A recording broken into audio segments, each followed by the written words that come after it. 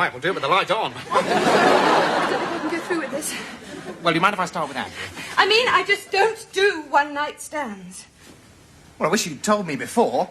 This is the Heathrow Grange Hotel, you know. These rooms don't come cheap. I didn't want to sleep here. That's a horrible thing to say. Is it? Oh, well, I'm only joking. I'm renowned in Westminster for my sense of humour. And for my enormous majority. And for my incredible virility. And Vicky, this isn't a one-nighter. This is a first-nighter. I love you. I've loved you ever since the Sloaney Girl Temp Bureau sent you into my life. Yesterday. Do you really mean that? Of course I do.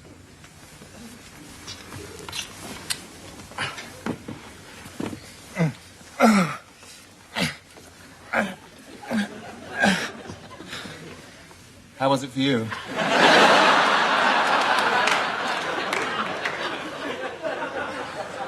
How was what? Oh, that. Well, it was, different. Really? In what way different? Sexier? Chunkier? Bigger? Quicker. Yes, because it was quick. I mean, I'm a busy man. I don't have time to waste. Besides, what is this obsession with quantity over quality? I mean, orgasm is the objective, isn't it? Magazines my wife reads are full of articles about how to have orgasms. But why they're printing them in Farmers Weekly is beyond me. Well, I've never had any problem on the climax front. Whoops, I've just done another one. I wonder what's on the telly. Alan, did you really mean it when you said you loved me? Oh, of course. Well, when I said I loved you, I really meant it. Only I've never been to bed with a married man before. Well, not unless you count Daddy. Shh! That's my favourite Daddy. Alan, I'm so glad you do love me, because I forgot to tell you I'm not on the pill. Well, I was on the pill, but then I put on 2 stone, got spots, and no one fancied me. Oh, Alan, what would you do if I got pregnant? Oh, well, I'd leave my wife and marry you, of course.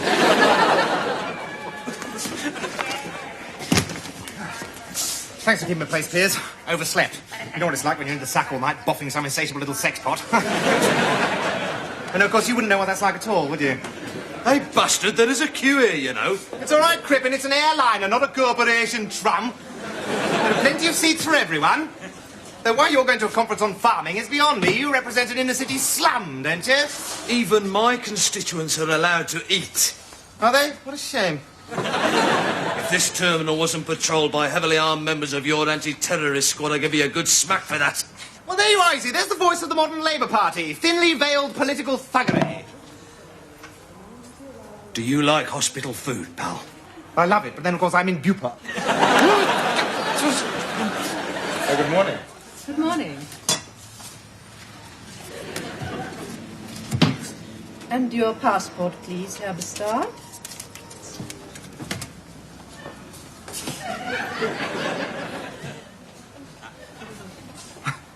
I'm sure I had it last night.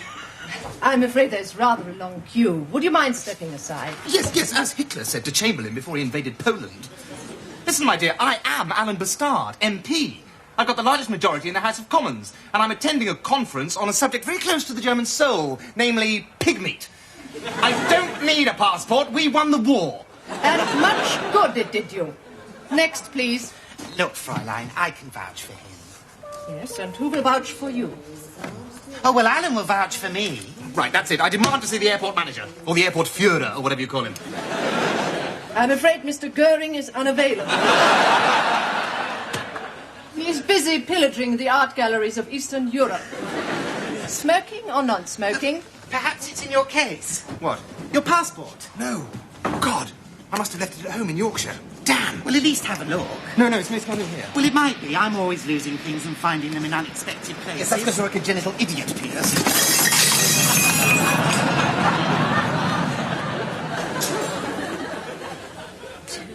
200,000 shares in Ocelot Motors. I can't believe it. At today's share price, you're virtually a millionaire. And it couldn't have happened to a nicer person. Yes, it could. But I'm glad it didn't. I hardly even knew Uncle Luke. I never imagined he was still alive. He isn't. No, of course not. Poor old Stiffy. Where are you going? To work, darling. I mean, we don't all have dead Uncle Luke's, and I am still Alan's political agent. You won't be when I've finished with him. What on earth do you mean by that? I can afford to leave him now. Nice, messy divorce with lots of unwelcome publicity for him. Aren't you being a little vindictive, darling? Yeah, he deserves it. He cheats on me. We cheat on him. That's different. We love each other. And then, when they found out that Pia's AIDS test was positive, they sent us all home. Yes, that's the one. Of course, it's simple. Like Pia's.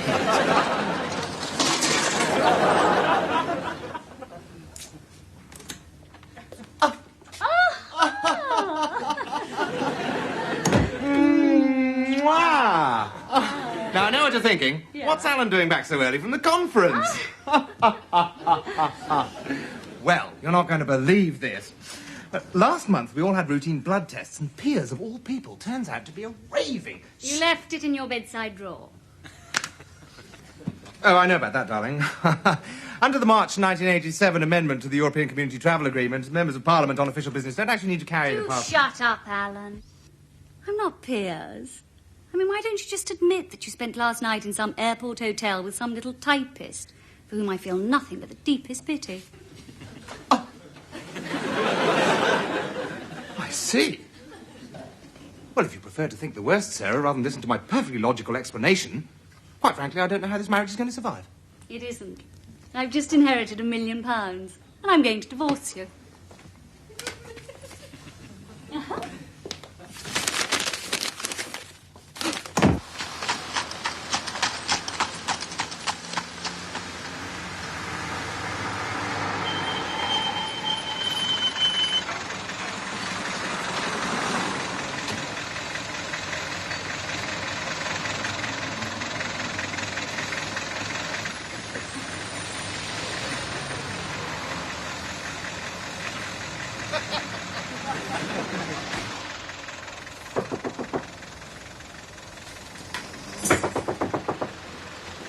Yes? Edwina Curry likes it hot and spicy. That's the password, isn't it? You know you've been real crap, though. Of course. That's the whole object of the exercise. How do you mean? Well, it's all a matter of perception. You see a clapped-out ambulance immobilised by vindictive traffic wardens. I see 100 square feet of prime office space in Park Lane, £50 a day and no rate. Now, about your divorce. Are you wearing makeup? Just a hint of mascara. That's very nice. It suits you. Sorry, go on, Norman. Well, as soon as you told me about the divorce, I transferred all your assets to the one country where even the bank accounts of known criminals are safe from official scrutiny. Vatican City. Precisely. So your wife won't be able to get her hands on a penny. Well, that's very good, Norman, but the problem isn't my money. You see, Sarah has inherited a major stake in Ocelot Motors. That's why she can afford to divorce me. I see. Well, if she's not after your money, it doesn't matter if she leaves you, does it? And if I were your wife... Listen, I am only MP for Halton Price because Sarah's father controls the local Conservative Party. The second we're divorced, I'll be out on my arse, with about as much chance of finding another seat as a deaf kid in a game of musical chairs. I see. It's serious, then. And I suppose you want me to come up with some ingenious solution. And I suppose you want me to continue paying for your sex change treatment.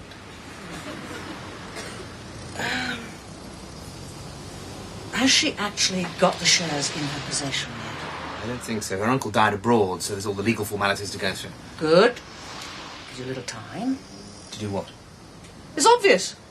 Destroy the company. Look, drink a bottle of gin and have a very hot bath. And if that doesn't work, then call me tomorrow. No, of course I don't love you. Grow up, Victoria.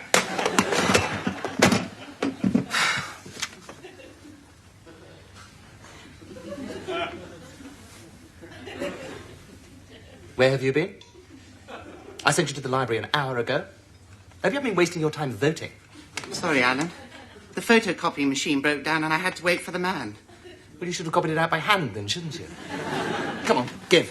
Look, Alan, I'm not your servant, you know. If you were, I would have sacked you years ago. Do you think I could have a drink? I don't see why not. Just make sure you're back from the bar by 11. I might need you. Let's see, Ocelot. Company report 1986-87. Profits up 34%. Dividends up 42%. Exports up 61%. Workforce up by 3,500. Makes you proud to be British, doesn't it? Shut up, Piers. No strike agreement extended for a further 5 years. God, it'd be easier to bankrupt Jeffrey Archer. Listen to this. The latest Ocelot 3.8 turbo supercat built at their new £200 million factory in Bramall is a world beater. My test model sleekly muscled its way from 0 to 60 in 7.5 seconds. Gosh, I wish I had one. What are you talking about? Oh, no. It's not me. It's Annika Rice, writing in this issue of Yappy Car. I wish I was a Yappy. What does Yappy actually mean, Alan? Yuppie, Piers, is short for useless pill. So you are one already, aren't you? Congratulations. Don't be so spiteful, Alan. Wait a minute. Where did you say that Ocelot had built their new factory? Not telling you. No, please. There it is. Bramall. Bramall? But that's in Cribbin's constituency. Piers, you're a genius. Come on, we're going to break into the Prime Minister's office. Right. No. I draw the line there, Alan. I know you talk me into all sorts of things because I'm frightened of you, but I'm more frightened of her. Piers, if you help me, I'll get you one of those new Ocelot supercats. Really? Do you promise? No. But I promise that if you don't help me, I won't get you one.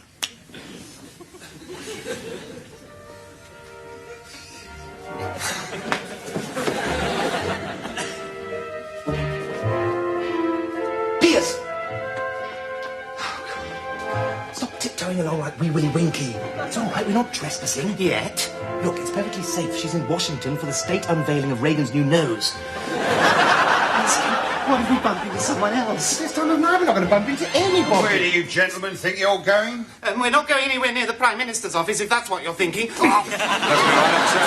We're just taking an evening stroll, drinking in the historic ambiance. Yes, well, I shall have to ask you to identify yourself, sir. Several ministerial offices on this floor. Can't be too careful. I completely understand. You're Alan Bastard. Bastard. You're the member who got that bill through arming us police, aren't you? Indeed, I'm proud to say that it was I. And it wasn't an easy job. But I felt you chaps needed the tools to finish your work. Yes, well, I'm a big fan of yours, sir. If I shook you by the hand, would it be a terrible liberty? Yes, it would, but perhaps this once. And this is Mr. Fletcher Dervish, who helped draft the bill. Possibly the finest legal brain in this corridor at the moment. Real honour, sir. Oh, is it? Tell me, officer, do you find the gun makes a great deal of difference to your work? Oh, revelation, sir, revelation. I mean, take last Saturday. Yeah. A mate of mine on the Met was policing the Chelsea match. Some hooligan threw a bottle on the pitch, so he draws his piece and blows him all across the half-time scoreboard. Splat! Yeah, wasn't no trouble after that, sir. Oh, yes, you've done us bobbies a right favour. I mean, in this day and age, who needs a truncheon? Right. Though, the wife likes it, mine, when I'm on nights. Something for her to grab hold of. If she thinks she is an intruder. Oh. Tell me, officer, since we're such kindred spirits, I wonder if you could do me a little favour. If I can, sir? Well, it's not really for me, it's for Mr. Fletcher Dervish. You see, he's never been inside a ministerial office, and unlike me, he's never likely to get the chance to do so. So, if you could just let him peek inside one, you know, needn't be anything grand, agriculture, fish and food, or, God, Northern Ireland even. Well, I don't know, sir. I shouldn't leave my post. Well, I'll keep an eye out for you. All right, Mr. Bastard, as it's you. Right, now, this particular part was structured in 1744. Around the corner here, we have a broom cupboard that was originally Lord Palmerston's cars.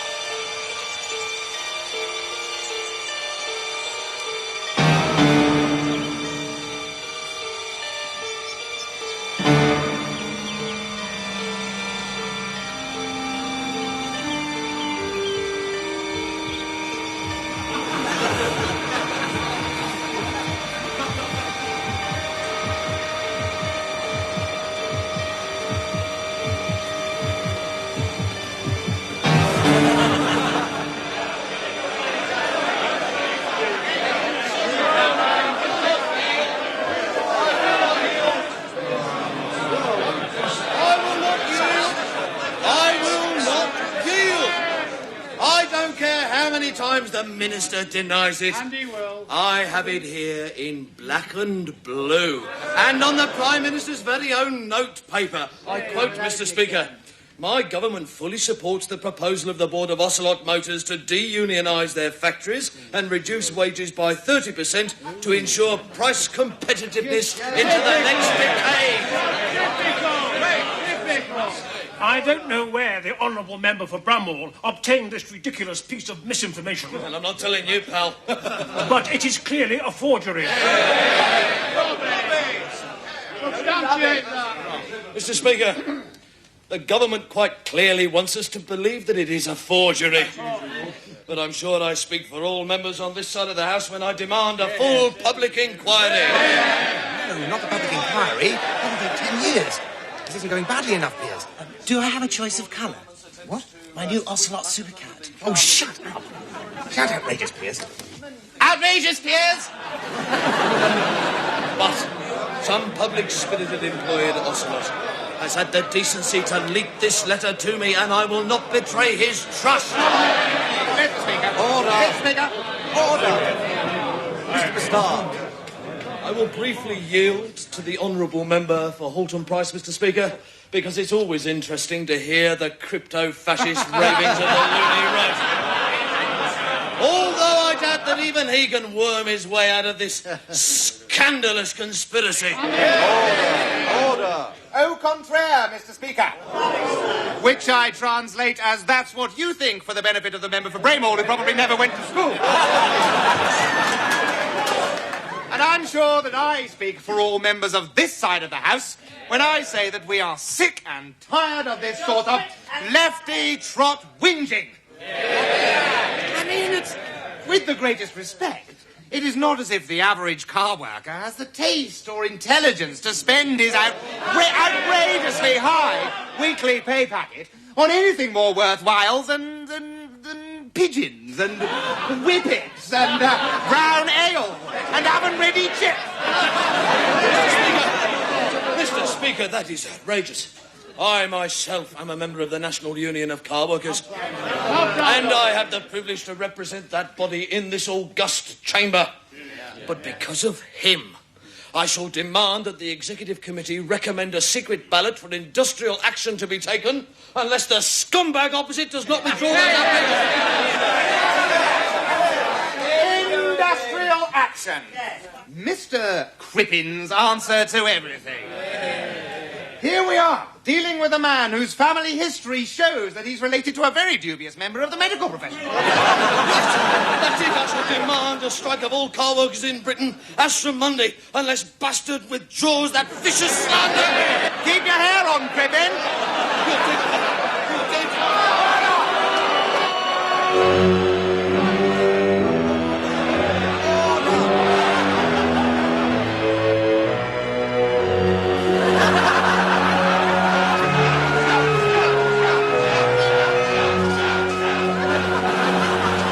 Financial Times? Of course. The stock exchange has suspended dealing in Ocelot shares, so I suppose Sarah won't be divorcing you now. So what? Well, you did say you'd get me an Ocelot Supercat if I helped you. Well, you actually believed me. Well, I did at the time. I suppose I'm really rather stupid. Yes, you are, Piers. Very stupid. Very loyal.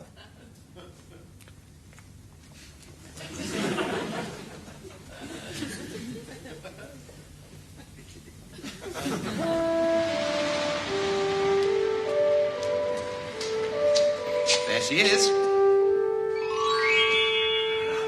It's super. Thank you, Alan. My pleasure. Oh, no touching, please. I'm sorry I couldn't get you a black one, Piers, but they don't seem to be making very many at the moment. Well, go on, get in.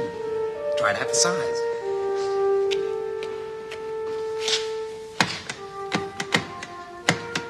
The door won't open, Alan. Wonderful. That's lovely. You really didn't need to, you know. Well, of course I did, Piers. You've been my loyal and devoted servant. It's the very least I can do. I just don't know how to thank you. Well, don't thank me. Thank Hertz. I gave him your credit card number. It's £150 a day, or £975 for the whole week. You bastard, Alan! Bastard.